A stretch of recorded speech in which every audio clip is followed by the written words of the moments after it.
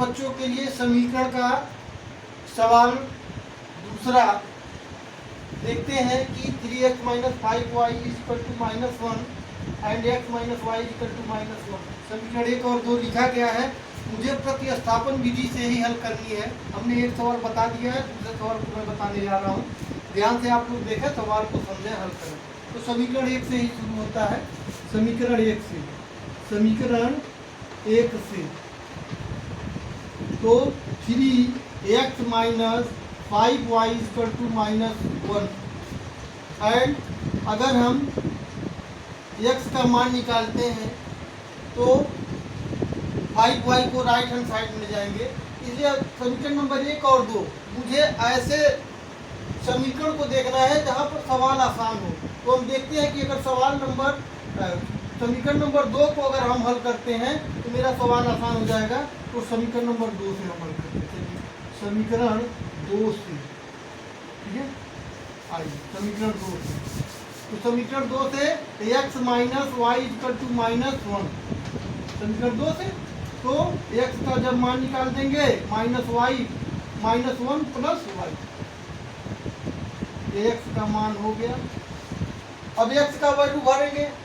तो जब समीकरण नंबर 2 में निकाले, समीकरण नंबर 1 में भरना पड़ेगा x का वैल्यू। x का मान समीकरण 1 में रखने पर तो 3x माइनस 5 हो, 3x minus 5y equal to minus 1। So x का स्थान पर माइनस 1 प्लस y को रखना है। तो 3 इंटू एक्स के स्थान पर है minus 1 plus y minus 5y equal to minus 1। तो 3 का मल्टीप्लाई करते हैं तो minus 3 plus 3y minus 5y equal to minus 1। तो 3y में से 5y को जब हम घटा देते हैं तो 3 में से 5 घटाएंगे तो minus 2y equal to minus 1। So minus 2y equal to minus 1 and minus 3 है तो जब राइट हैंड साइड में जाएंगे तो प्लस 3 हो जाएगा। तो माइनस 2y इक्वल टू 3 में से 1 को जो है सब्ट्रैक्ट कर देंगे तो हो जाएगा 2 से 2 काट देंगे तो y का मान माइनस 1 हो जाएगा। सो जब y का मान माइनस 1 हो गया तो हम यहाँ से x का मान निकालते हैं। तो आइए y का मान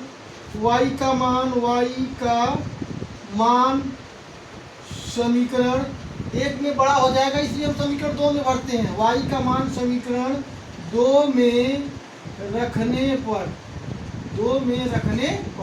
तो x माइनस वाई बराबर माइनस 1, y के स्थान पर हम भरेंगे माइनस 1। तो माइनस 1 है यहाँ, पहले माइनस है, यह है माइनस यहाँ पर हो गया तो प्लस 1 हो गया इक्वल टू माइनस 1। तो x का जब मान निकालेंगे तो माइनस 1 प्लस है तो माइनस 1, इसलिए x का मान minus 2। This is the right answer of the question.